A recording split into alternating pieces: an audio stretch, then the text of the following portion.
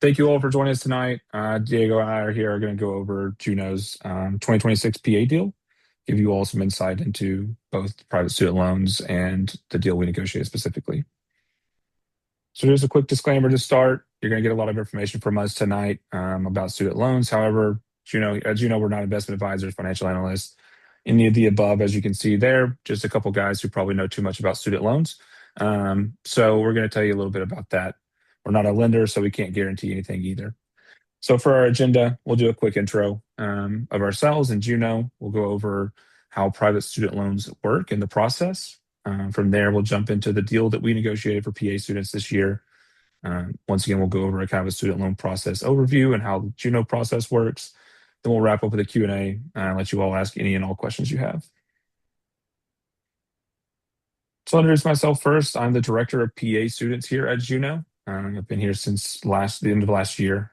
Just a little context about myself. My wife is a PGY1 pharmacy resident. So I've spent plenty of time talking about financing healthcare degrees with her. And that's actually one of the reasons I jumped in here at Juno was because I wanted to teach healthcare students more about financing. And then with the new regulations and changes this year, I wanted to be able to make sure students knew what was going on and had good options. We're very lucky to have you, Corey. Hi, everyone. Thank you so much for joining us tonight. I'm Diego. I'm head of grad student loans here at Juno. I've been with the company for the last 5 years. Before that, I went to grad school. I went to business school at Chicago Post School of Business, graduated class of 22. Prior to that, I spent a few years doing investment banking down in Mexico, which is where I am originally from. Just a side note here, the Q&A function is enabled. So please, let's try to make this session as interactive as possible, right? Feel free to ask away any questions and either I'll stop Corey or Corey will stop me whenever we have an open question in the Q&A. Corey, back to you. Absolutely. Just go ahead and hit the next slide. If you want to, you can go ahead and scan this QR code here. It will take you to our slides or our deals that we've negotiated for you all. The PA deals, you can do a rate check from that link and go ahead and see what you all are eligible for. So feel free to do that while we talk here.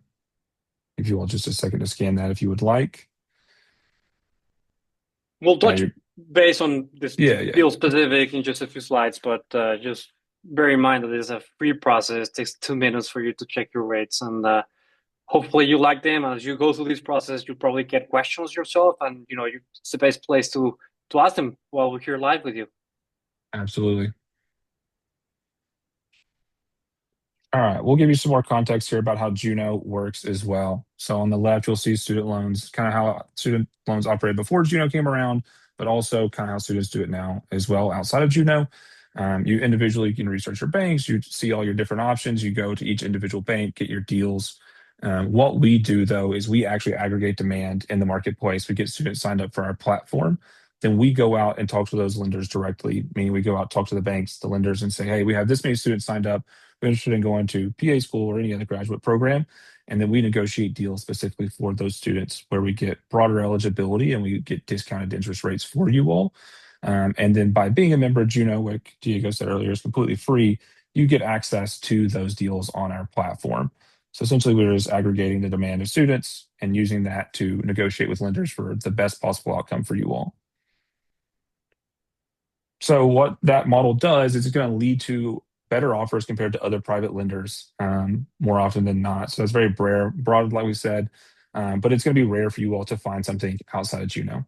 That's better. So for those applying with a cosigner, it's going to be rare, but even more rare for those of you all who are going to be applying without a cosigner.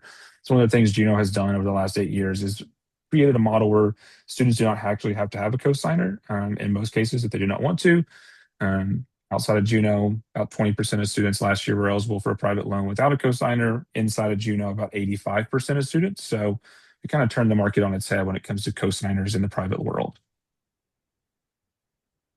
Jump a little bit here into how private student loans work as well. So this is the process for how you're going to take out your student loans. It's going to be very similar to how student loans are looking in the past, but there's going to be an extra step there in the middle. It's a little bit different than what PA students are used to. So you're still going to determine how much you want to borrow. So we have a calculator that we use that can help you all kind of judge how much you want to take and set your budget and things like that. Once you determine that amount, this is sort of the new stuff. Before PA students kind of went to the federal government, you just took your loans from there.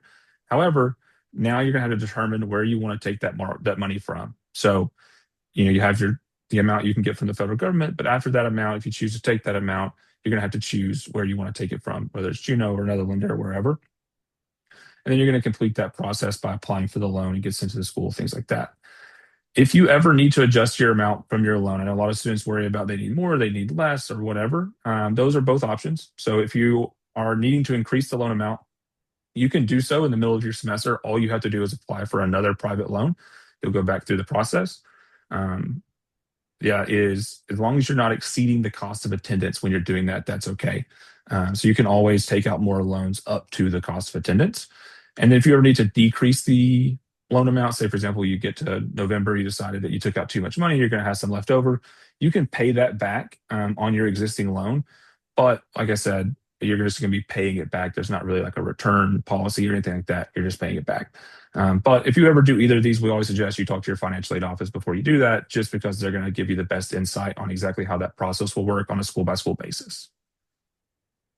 On that note, Corey, we just have a great question here. Do you want to address it right now? Yeah. Someone's asking if there's any fees that someone will incur if they do need to kind of increase their loan amount or prepay, right, part of their loan.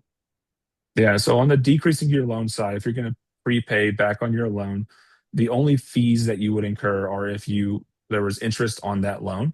So if you're paying the interest back that first, and then that's the fee that you incur. On increasing it, it's just just like taking out another loan. If you take it out through Juno, there's no fees on taking out an extra loan.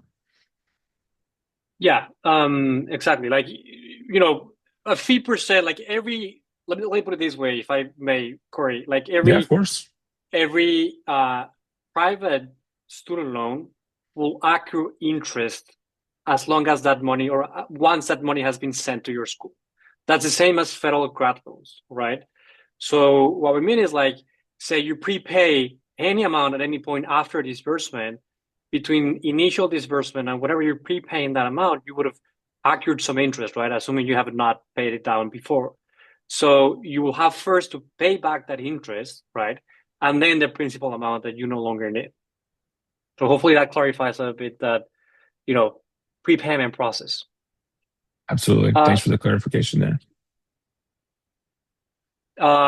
Yeah, I think there's a question from Ruth here asking about, cost of livings and how much you can take from that. Probably, I think we have a slide on that, Corey, right after this one, if I recall correctly, or probably by the end of this section, if I'm not mistaken. So we could just go ahead with these next few slides and then come back to this question if needed. Yeah, absolutely. So yeah, the timeline. Here's a little bit of information timeline-wise for what you all will be expecting. So we always encourage students to apply as early as possible. So what applying early as possible does is it gets you into a loan that you're comfortable with, but also gives you time to figure things out. If you need to find a cosigner, or you need to shop around, whatever, it gives you time to do so. But applying as early as possible is what we always encourage students to do. The approval process, once you all apply for that loan, you will have to be approved through the lender. Once you do that, typically takes 1 to 3 days. More often than not, we're seeing students apply on the 1 day end range of that, but it can take up to 3 days. So once you're approved for the loan, the funds are not dispersed until your school certifies that loan. Basically, the lender will reach out to the school certifies you're able to take the amount of money or take the money from them, and then they'll request the funds from the lender. Then once again, right before school starts, typically a few weeks before your tuition date is when that money goes. Then your disbursement is based on your school's academic calendar. More often than not, semester schools are going to do it 2 disbursements, one in the fall, one in the spring. However, you can always reach out to your financial aid office. I know PA school is a little bit different, going year round. So your school will be able to give you that exact timeline of when those funds will be dispersed, when to expect all those different things. It will change based on school. Like we mentioned in the last one, once the money is dispersed to you, that's when that loan is going to be start accruing interest. But only that amount that has actually been dispersed will accrue interest. And then, like it says at the bottom, like I just said, if you have questions about that timeline, please reach out to your school's financial aid office. They're going to have the best information when it comes to that. You answered a question that was open in the Q&A perfectly with that slide. So I'll just go ahead and mark it as answered.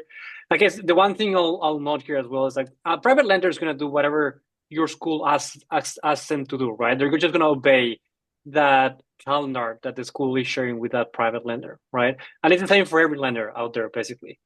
Not only, it's not like unique to the borrower or to that specific lender. Everyone at that specific program will get the same disbursement schedule, is how it's known. Yeah, so this is a question that comes up a lot as well, is what actually affects, the rates that I'm seeing on your website or any lender's website and the eligibility when it comes to taking out a student loan.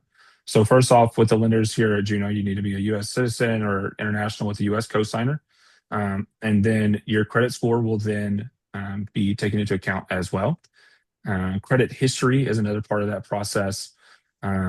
So, typically our lenders want to see you having 3 years of your own credit history, whether that's having a credit card in your own name or any other kind of credit history. Debt to income or lack thereof, as it says.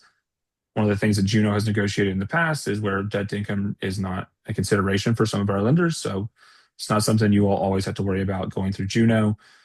Once again, co-signing their creditworthiness, like we mentioned earlier in this presentation, some private lenders are going to want you all to have a co-signer, and then their creditworthiness comes into play as well. The timing of your application can affect your rate. The market's always changing, things like that. So if you see a rate you like, we always encourage you to go ahead and lock it in.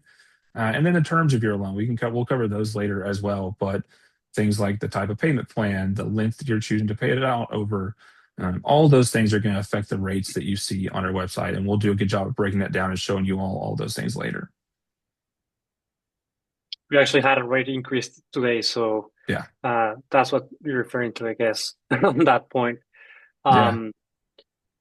I'll let you go through this slide and we'll tackle an open question.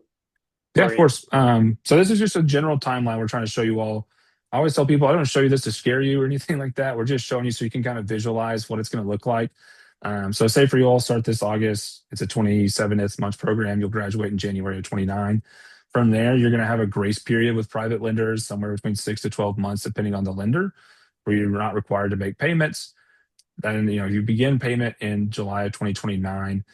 You choose a 20-year repayment plan. That means July of 2049 is when you'll pay those loans off, assuming that you pay off just the minimum amount every month.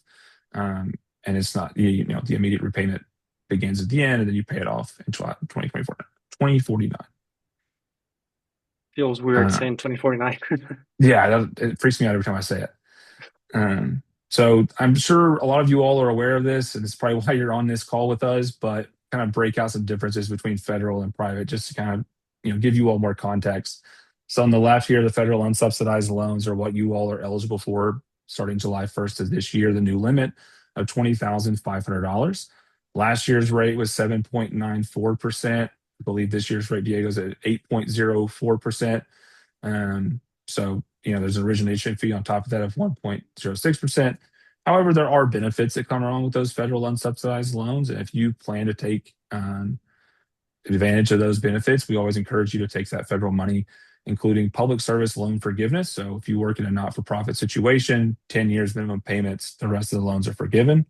And then the income-driven repayment plans are a big benefit of those federal unsubsidized loans, to where if you're not making as much money as you thought you would, or your first couple of years out of school when your income's lower, because it goes on your previous year's tax returns, your payments can be lower just a certain percentage of your income. Then on the right, we're going to cover private student loans. This is what you're going to have to take out on top of that $20,500. Like we've said already, that limit is up to the cost of attendance. And then depending on your creditworthiness is where the rates go. So for every borrower, they'll be different. Some of you all see rates, a lot of you always see rates lower than the federal average. Some of you all see rates higher. Just, it's all over the place. Origination fee, there is none of that with the private loans. But then you get benefits as well when you take private student loans. Term flexibility, kind of like the terms we discussed earlier. You get more options when it comes to how to repay, the type of payment plans to take, things like that. Diego will cover more of that later, but there are some flexibility when it comes to private student loans that you don't get in the federal loans. Awesome.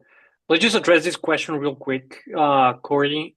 Someone's asking, do you recommend that if we also need to apply for an apartment for where our program is, do you think we should apply for loan first or should we apply for lease first and loan after, right? As if they've heard, applying for a loan lowers their credit score.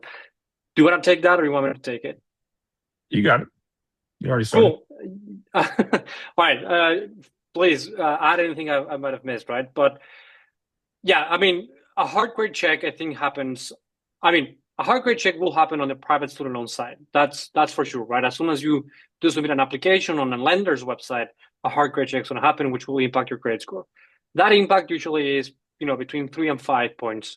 I think we actually ran a survey a few years ago where we're asking our members, like, hey, how much of an impact you got when you submit an application? And we didn't see any impact beyond 5 points. I usually get it back in a couple of months. On an apartment side, I'm no expert, right? But we do know that they also check, do a background check, and in some cases, a credit check. However, I think that the private lender or a lower credit score will be more sensitive to your interest rate on a private lender than a lower score on applying for a lease, right? Now, again, I'm no expert on the lease side, but that's just my intuition, right? So if I were in your shoes, I would try to first go private loans and then go and get my lease, right? Corey, anything that I might not know about, lease applications and stuff like that? No, I mean, I just applied for a lease myself. But my takeaway is that, the price of the lease isn't really going to change as much. So it's more of just getting approved for it rather than the price changing. Whereas when you take out student loans, the interest rate's going to change, which means, the price of the loan will change. So like Diego was saying, it's more sensitive on the loan side. Exactly right. Awesome. I love it. We're having tons of questions for a small audience, which is great. I'm going to try to give you guys like a quick overview of the deal that Juno negotiated this year for PA students, right? So here are some of the goals we were actually able to achieve, right? So these negotiations yield like these different things. And to start is like a lower loan cost for everyone qualifying, right?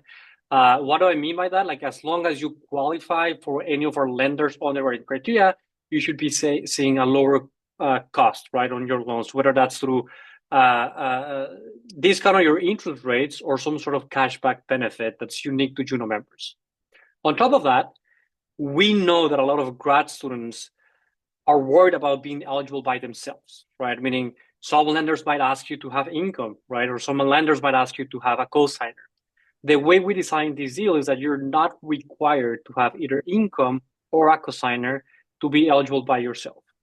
However, you do have to submit, comply with certain criteria. It's like they're going to accept anyone, right? You still have to have a minimum credit score, credit history, but income and cosigner is not a requirement for you to use our deal. On top of that, some of our lenders will give you between 6 and 12 months of a grace period, right? What is a grace period? Corey touched base on it a few slides ago over here. That's the amount of time you have after your graduation to start making your payments back, right? Think of it like the time you need to settle down after school, right? Get a job, settle yourself in the new, if you're moving to a new city, new job, whatever it is, you have that time for you to start making back your payments to these lenders. On top of that, there's no origination fees, no application fees, no prepayment penalties. Corey was already touching base on that, but I want to kind of reiterate that there's no fees for using Juno or applying to these lenders, right? So Juno is never going to charge you any type of fee, right? And the lenders we're working with are not going to charge you any origination fee, application fee, prepayment penalties, anything like that. On top of that, we put together what we call a rate match guarantee. What does that mean? That means that if you find a better interest rate outside of Juno, a comparable interest rate that is, you show it to us, and very likely we will be able to match that other rate and give you 1% of your loan as cashback, right? So we encourage everyone to shop around, right? Just to make sure that the Juno offer that they're seeing is the better one, or the best one in the market, I should say. And again, as we were saying in the beginning, like using Juno is free, takes less than 2 minutes to kind of check your rates, and there's no commitment, right? Again, the rate check you're going to be doing on the Juno website is what is known as a soft credit check, meaning there's not going to be any impact on your credit score for checking rates on the Juno website. But once you do submit your application on the lender's website, a hard credit check will happen. More on that in a little bit. So we wanted to give you guys some sort of, context on where we expect you to land in terms of, comparing yourselves to the market, right? So if your FICO credit score is around 720, we expect you to be below the 8.07% interest rate that Corey was mentioning on the unsubsidized loan offer that the federal loan is offering for the next academic cycle, right? If you're below 710, we expect you to be a little bit above the 8.08%, but below the 9% that the Grad Plus is offering. I know many of you guys will not be eligible for Grad Plus. We wanted to give you some sort of context, right, on where we expect you to land in terms of where the market is these days. Well, on top of that, I was just describing, we have this rate match guarantee that, again, if you find a better interest rate outside of Juno, give it to us, show it to us, we'll match it, give you 1% of your loan as a cashback. One thing I'd like to mention in this slide is that the rate match guarantee, honestly, is super simple. You just get the approval from that other lender, you email it to us, and our CX team will work with you to kind of get yourself approved and get you, well, not get yourself approved, but just adjust the rates that you saw on the Juno website, right, with the lender we're working with. It's a very straightforward process. I was talking about this the other night in a different webinar, and we were saying, like, I think the record we've seen on someone getting a different interest rate outside of Juno, and then our CX team working with our lender and getting their rates adjusted, I think the record was like 50 minutes or something like that, right? So point here is that it's a super simple process. It's not like you're going to have to fill 100 forms for you to get, your interest rate adjusted, okay? Just bear in mind, and again, please shop around as you go through this process as much as possible. Diego, there's a great question in the Q&A right now that I'll read out here. So how do you access the rate match guarantee without lots of hard credit checks with applications? Love the question. So a few things to keep in mind, and I'll touch base on that in a few slides. But basically, once you shop around, meaning, say, you go to the Juno website, you do your soft credit check, you like the rates, you submit an application on the lender's website, that will result in a hard credit check, right? Now, you have like 2 weeks to continue shopping around for the same financial product without having a second impact on your credit score, right? There's going to be a second hard credit check, but it doesn't mean it's going to be a second impact on your score, right? As long as you're within that period of time where the bureaus allow you to shop around for the same financial product, right? Now, if you go and shop around for a personal loan or a credit card, that's different, right? As long as you're shopping around for private student loans, then that would be the case. There's another question here. I missed? Yeah, no, that's great response. That was good. There's another question here, but we're going to go over this later when we cover loans. It's asking about different types of payment plans. So cover that later. Yeah, happy to. So yeah, this section is about, the process and some insights we want to share with you. Sorry, Donovan, you're asking me to repeat something again. That was the question about the hard credit checks on being able to shop around. Give me a few minutes. I'll get to a slide where I can re-explain this with some data that I have, or like some information that I want to share. Cool, awesome. So as Corey was mentioning a few slides ago, on the private market, as opposed to the federal, options or option, you'll get to pick from a few different things, right? When choosing your loan, 3 main things, right? The type of interest rate, the term of your loan, and then the repayment plan. What we're showing you on this slide is all of the different options you might see. It doesn't mean that every lender is going to offer you all these options. It's just like a full overview of all the options you might be encountering, right, as you go through this process. On the type of rate, you could select a fixed or a variable rate, right? As the name implies, a fixed rate, the rate's not going to change throughout the life of your loan, whereas a variable rate, that rate will move as the market moves, right? In loan term, you can select, between, say, 5 and 20 years, and all the options you see in between, right? Again, depending on the lender, but usually those are the options you'll come across, okay? I want to say that I guess I have a slide on this, but the longer the term, usually the higher the interest rate. The lower the term, usually the lower the interest rate. Why? Because lenders want to get paid back faster, right? So that's why they're offering you the lowest interest rate on the shorter term, right? And then a repayment plan. Think about your repayment plan while you're in school, right? While you're a student. While you're in school, plus that grace period we were referring to just a few moments ago, right? So what happens in that period of time, which is known as a deferment window? You can either select an immediate repayment plan, right? Which means that you'll be paying both principal and interest the moment that your loan is dispersed. Obviously, not a popular option among full-time students.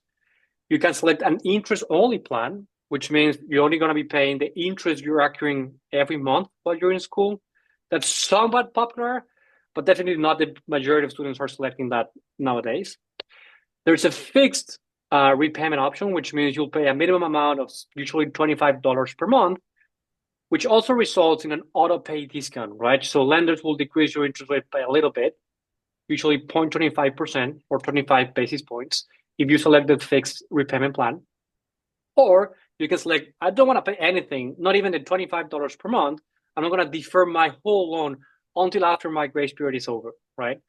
So again, some lenders might offer you all of the options, right? Regardless if you're applying with a cosigner or without a cosigner. Some lenders might offer you only a defer or fix, right? Depends on your situation and the lender situation. But just the extent of options you might come across. All right, I was explaining this just a little bit in that previous slide, but the variable interest rate, this is the most common question I have. Like, obviously, the fixed interest rate is straightforward, doesn't move. The variable interest rate is kind of indexed to what is known as the SOFR rate, right? I don't know if anyone here has heard of it, but basically is an index that is followed by many banks in the world, that is kind of influenced by central banks moving interest rates up and down, right? So what I'm trying to say here is that SOFR rate actually moves as the short-term market moves, right? So if you decide to select a variable interest rate, then it'll be like the variable component, which is the SOFR 1 month usually, plus a fixed spread on top of that, right? So your spread will not move over time, but what is moving is that index, right? Honestly, I think in the last 3 years, 99% of our students go fixed, right? Because if you're a full-time student going to grad school, you don't want to kind of deal with the risks of having a variable interest rate, so you might as well just go fixed. Actually, we have it here. Sorry about that. As I was saying, this is just illustrating my point. The vast majority of students just go fixed versus variable. All right, this is the point I was making a few moments ago, when it comes to how to select your repayment term, right? Your loan term. And by the way, these interest rates are just for educational purposes, right? Everyone will get their own unique interest rate based on their credit profile. But I wanted to kind of take a look at two things here. One, the interest rate column, and then the monthly payment after school, right? So say you have $100,000 worth of loans, right? And you say, hey, my 5-year interest rate is a 6.5. I'll just go select my 6.5 interest rate. That's fine. Yeah, financially speaking, that's the lowest financial cost on that you have. But take a look at the column on the far right, right? Your monthly payment is going to be roughly $2,500 per month. That's a lot, right? A lot if you ask me. Keep in mind that those are like post-tax dollars that you need to have to pay that back. But then take a look at the 10-year interest rate, right? It's 6.7%. You compare that to the 5-year, it's not a big difference, right? Only 20 basis points. But when you look at the monthly payment, it's roughly $1,500, right? So it's a big difference when it comes to monthly payment. So what I want you to think about as you go through this process is think about yourself after graduation and how comfortable you are making those monthly payments after school, and make your selection based on that. Okay. And by the way, this is only taking into account private loans. Your federal loans, as Corey was mentioning, you will have access to other repayment plans, which will be different based on your income if you're opting into income-driven repayment plans.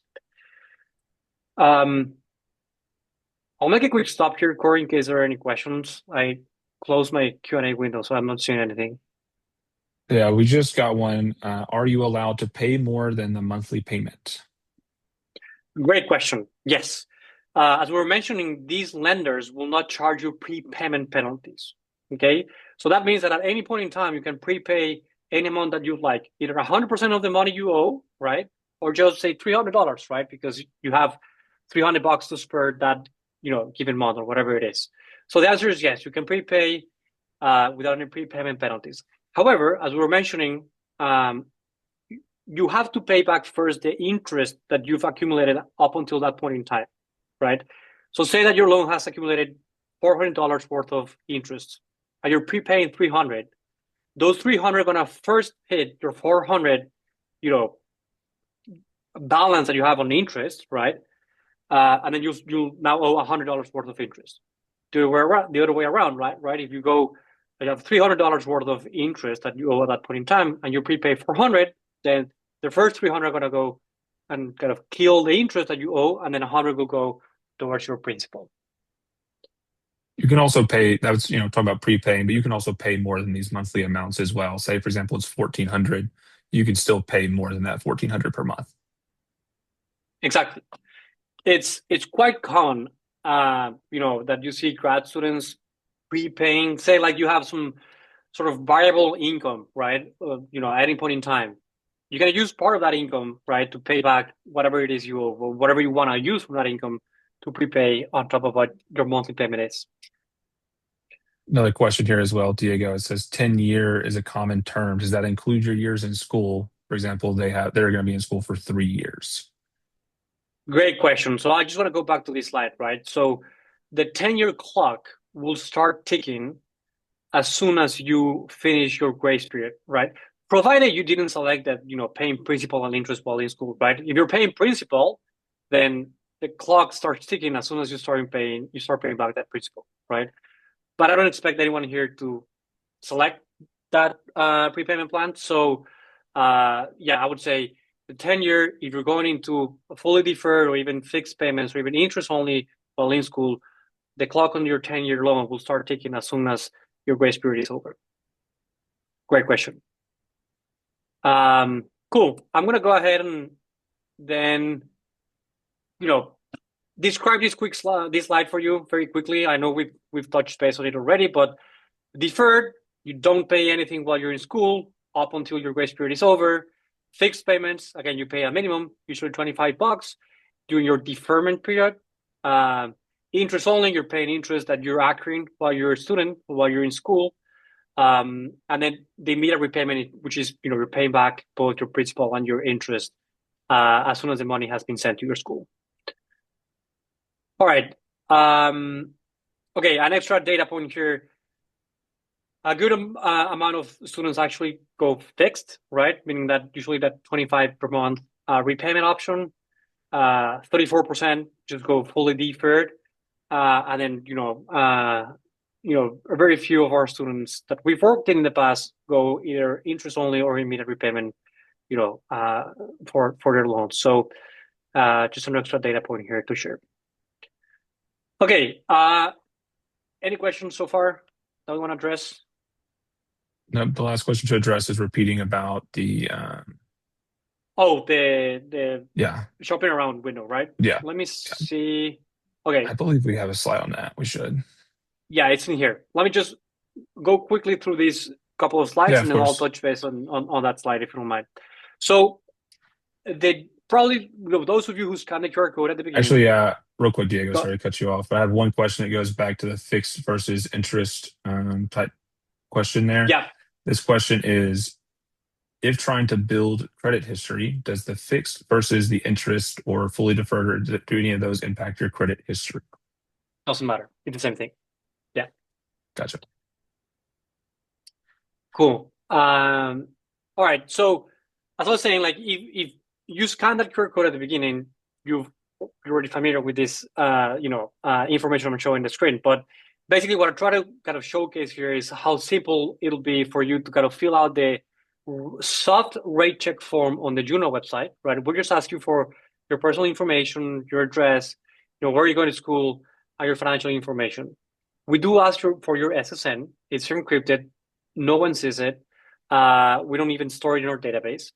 And because we do need all this information for us to run that soft rate check for you, and kind of show you results, right? And the results will look something like this, right? This is the output. If you're eligible, right, based on the information you input in here, we'll be showing you a table very similar to this one, right? Where you'll see a few different things here. Let me just start from the far left to the to the right. You see a lender, right? We should blur lenders on these presentations because we're not allowed to disclose their names live on webinars, but you'll see the actual lender once you go through this process. You'll see the term, right? As I was saying, 5, 10, 15.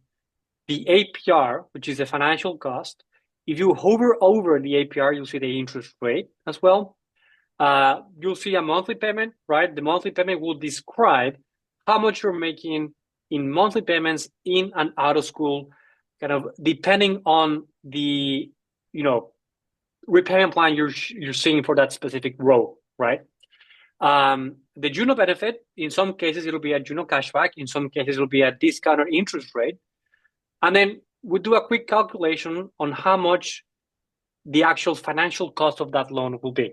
Okay, that's the total financial cost estimated to be, assuming you go 5-year.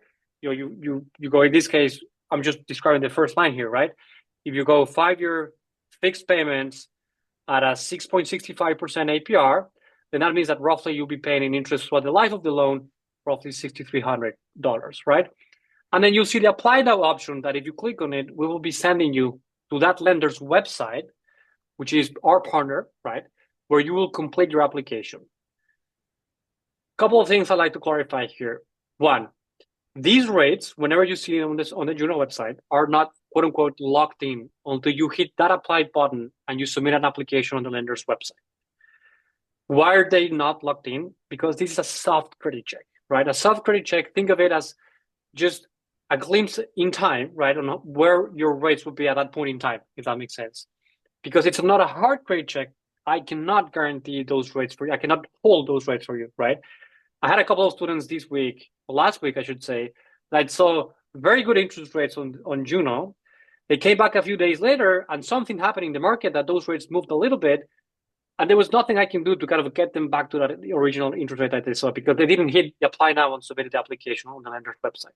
So please, if you see a rate that you like, submit the application, lock in those rates. And if you want to continue shopping around, you now know that you have a few days or a couple of weeks to kind of continue shopping around without any impact on your credit score. Okay. Any questions, Corey, here, or anything that you might want to add? Nope, not right now. If anybody wants to hop in with any questions, we're always happy to answer them, but I don't see any right now. Awesome. I guess this is just kind of emphasizing my point, right? That I was just making. Rates move. Lock in your rate as soon as possible. Like if you know by now that you need a student loan no matter what this season, it's in your best interest to apply sooner rather than later, right? Because those rates do move. So I do want you to get the best interest rate possible, right?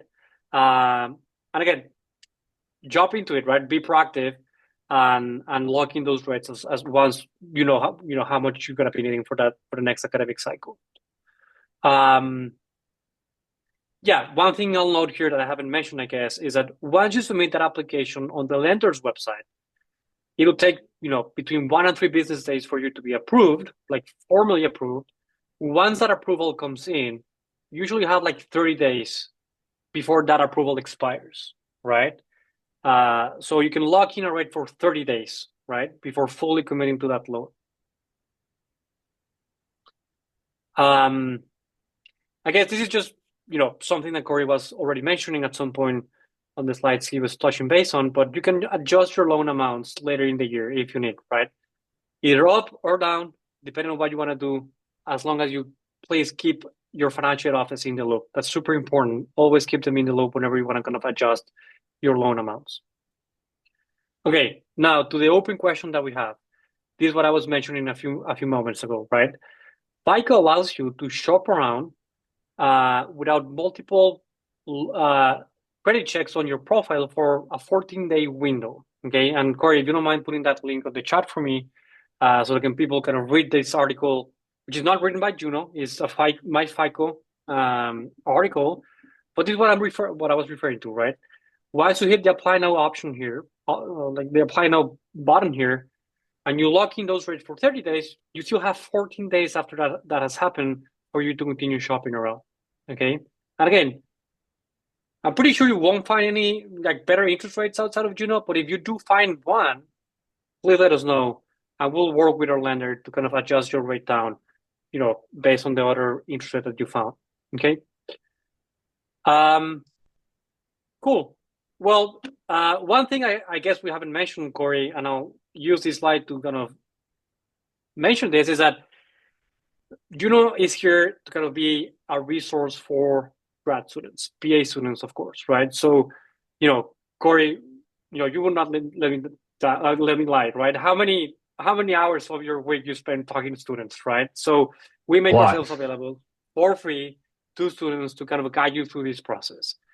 You might be asking yourself the question, like, what's the catch? Like, why is Juno offering all this for free, like lower interest rate? Like, where's the catch here, right? And we do get a fee from a lender once you use our deal, right? That's how Juno makes money. Now, the way we structure these deals is that you wouldn't be using Juno unless it's the best option in the market, right? So it's kind of, we wouldn't get paid unless you get the best thing in the market. So I hope that clarifies, if anyone had any questions about how Juno is making money, that's how we do make money, but not until you get something better that you wouldn't get outside of, like by yourself, is the way, right? Corey, anything you want to add here? No, although it does say have your friends talk to Melissa, please have them talk to me. That's a typo on my part. So I would like to talk to your friends if they have questions, not Melissa. Yeah, good call. So that's my bad. Melissa's another, colleague of ours that's working on the dental side. But yeah, Corey's super savvy when it comes to PA. I see someone's raising their hand, Corey.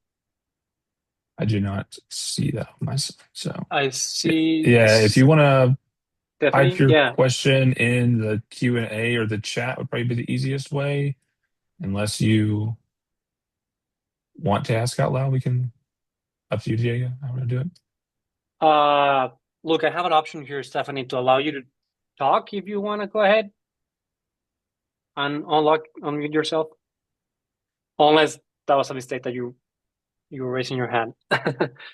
But anyways, while we wait for Stephanie, if she has any questions, anyone has any other questions that you want to kind of raise?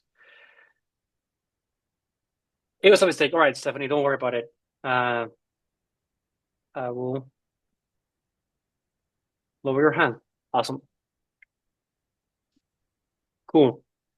Corey, anything you want to add? Anything we might have missed? No, we worked hard on the deals for PA students this year. Worked with a lot of different students and student groups and things like that to take into account what PA students need.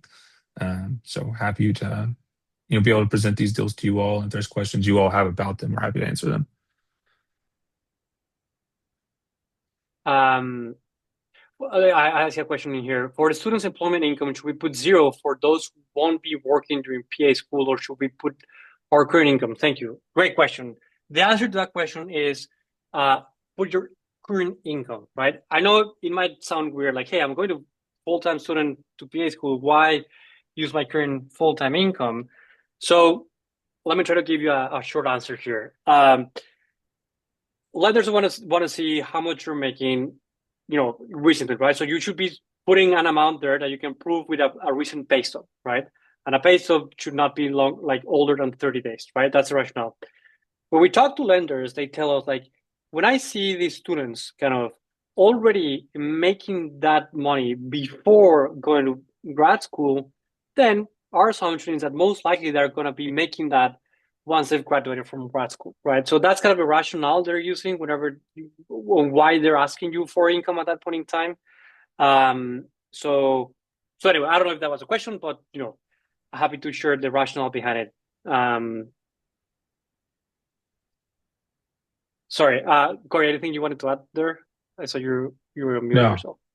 no, good on that question. There's another one here as well about cost of attendance and things like that again. So just to clarify, we can take out living expenses like rent with this type of loan if it exceeds the cost of attendance.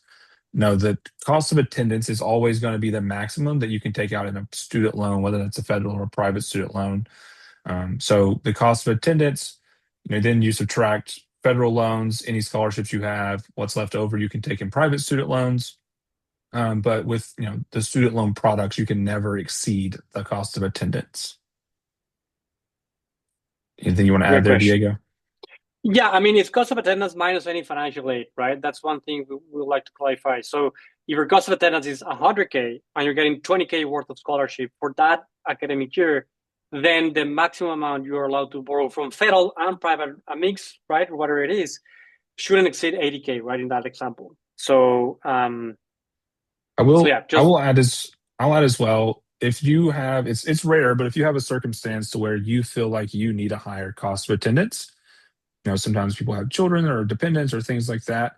If that's your case, you can always appeal your financial aid office and say, hey, I feel like I need a higher cost of attendance. You do have to be able to prove to them without a shadow of a doubt with how and why you need extra money. Because it's a rare situation, but if that's the situation you're in, that's that is an option as well as appealing that cost of attendance. I do hear a question from Donovan about asking, you know, if co-signers are retired parent, what income they should be using. Great question. I don't want to say for sure, but I do know some lenders do allow for you to submit like tax returns as opposed to pay stubs, right? So in this case, like, do you mind just sending a quick note to this email uh, to clarify the question, and then my CX team will make sure to give you like a more accurate answer on where our lenders stand on that today, because I don't want to give you any misleading information on that. Um, but I think I've seen in some cases it's been possible to add previous year's tax returns.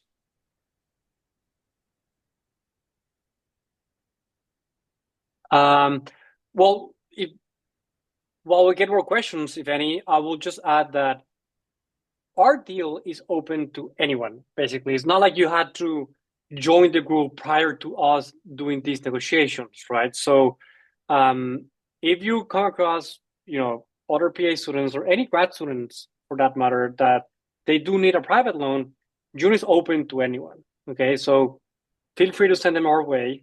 If you're a Juno member, you'll have a referral link that you can use, and if that person joins Juno using your link, and that person gets a loan through Juno, you both get a referral bonus, which is $100 each.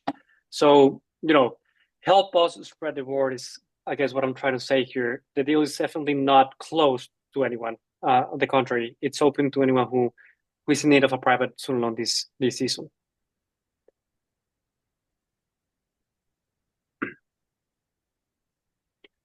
Awesome. I'm just going to go ahead and stop the recording, Corey.